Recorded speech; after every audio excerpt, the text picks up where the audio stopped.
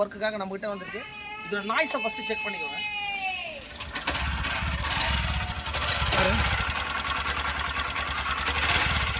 இந்த வண்டியோட கண்டிஷனை ஃபஸ்ட்டு செக் பண்ணிக்கோங்க, வண்டி எப்படி இருக்குதுன்னு சொல்லிட்டு.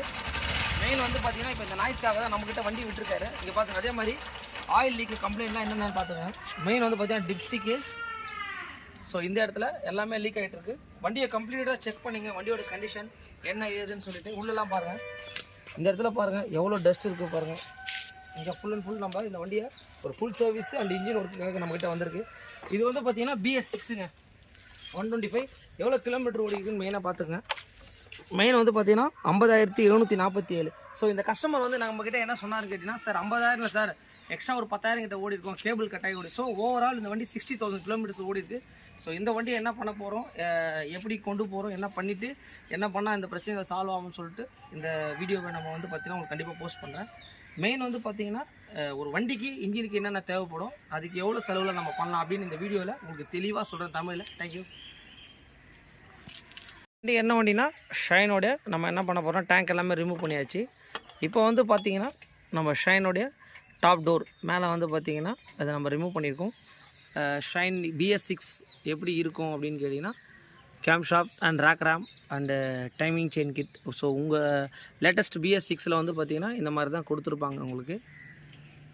ஷைன் 125 BS6 மாடலுக்கு இந்த இடத்துல வந்து பார்த்திங்கன்னா நம்ம ஹெட்டை ஓப்பன் பண்ணும்போது டாப் டோர் ஓப்பன் பண்ணிட்டு இந்த இடத்துல ஒரு 8 ஆம் போல்ட் இருக்கும். இங்கே பார்த்தீங்கன்னா தெரியும், இந்த வரைக்கும் பார்த்தீங்கன்னா.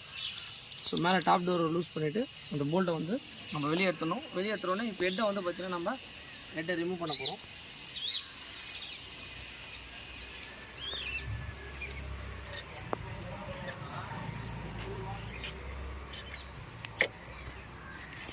அப்படின்ட்டு வந்துட்டு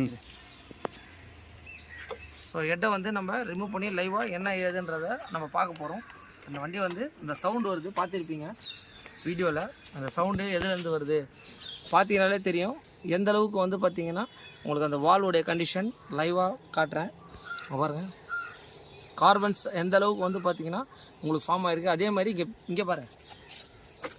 ஸோ போரில் வந்து பார்த்திங்கன்னா எந்த அளவுக்கு இருக்குதுன்னு பாருங்கள். இதுதான் வந்து பார்த்திங்கன்னா உங்களுக்கு சில டைமில் என்ன ஆகும்னு கேட்டிங்கன்னா, இந்த டஸ்டர்ஸ் வந்து வால்வ் ஓப்பன் ஆகும்போது வால்வில் உள்ளே போயிட்டு இந்த வால்வு வந்து நம்ம வெஹிக்கிள் ஸ்டார்ட் பண்ணும்போது வால்வு வந்து ஜிக்ஸாக்காக வேலை செய்யும். அந்த டைமில் இந்த தூசிகள் இதெல்லாம் போய்ட்டு அங்கே உட்காரும் போது உங்களுக்கு ப்ராப்ளம் வரும் உங்களுக்கு.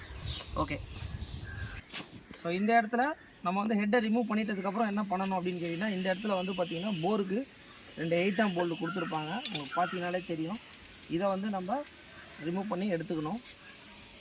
அதுக்கப்புறம் என்ன பண்ணணும்னு கேட்டிங்கன்னா, இந்த இடத்துல வந்து பார்த்திங்கன்னா ஒரு டைமிங் செயினோட ரோலர் இருக்கும்.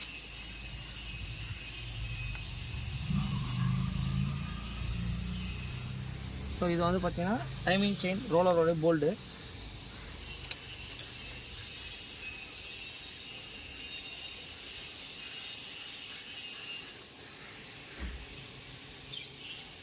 அதுக்கப்புறம் பேக்கிங் எடுத்துடணும்.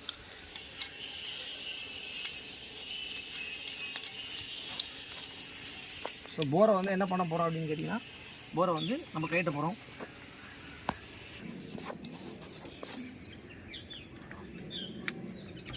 ஸோ போரை வந்து நம்ம ரிமூவ் பண்ண போகிறோம்.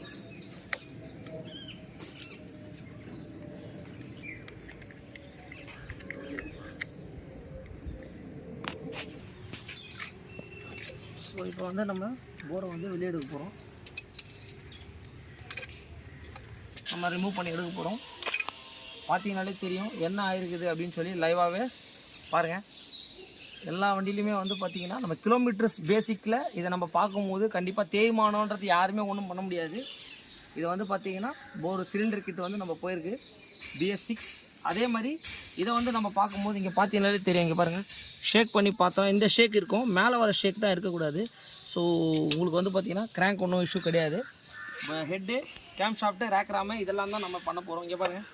ஸோ வால்வெலாம் எந்த அளவுக்கு தேஞ்சிருக்குன்னு நீங்களே பாருங்கள். ரேக்கர் அண்ட் வால்வ் இங்கே பாருங்கள், நான் ஷேக் பண்ணுறேன், இந்த ப்ளே மட்டும் தனியாக ஆடுது பாருங்கள். அதே மாதிரி இந்த பக்கம் பாருங்கள், இது ரேக்கரு.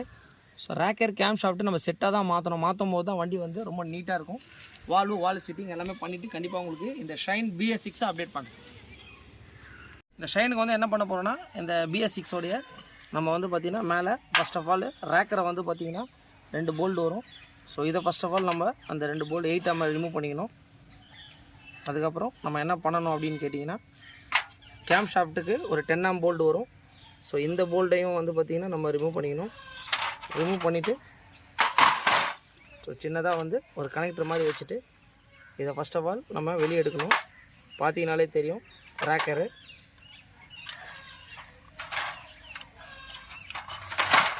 ஸோ இது ரெண்டுத்தையும் நம்ம ரிமூவ் பண்ணோம் அப்படின்னா ரேக்கர் வெளியே வந்துடும்.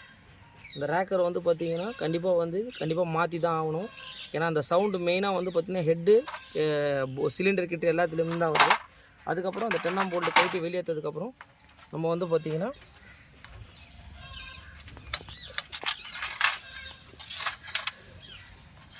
அப்புறம் கேம் ஷாஃப்ட்டு என்ன ஆயிருக்குது அப்படின்றத கண்டிப்பாக நம்ம லைவாகவே செக் பண்ணிடலாம்.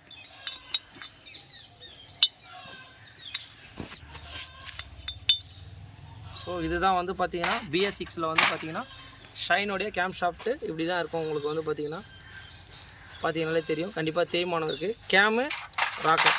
ஸோ இதை என்ன பண்ண போகிறோம் அப்படின்னு கேட்டிங்கன்னா, வால்வு கிட்ட ஹெட்டு சீட்டிங்கு எல்லாமே பண்ணிவிட்டு இந்த வண்டியை கண்டிப்பாக உங்களுக்கு அப்டேட் பண்ணுறேன். ஓகே.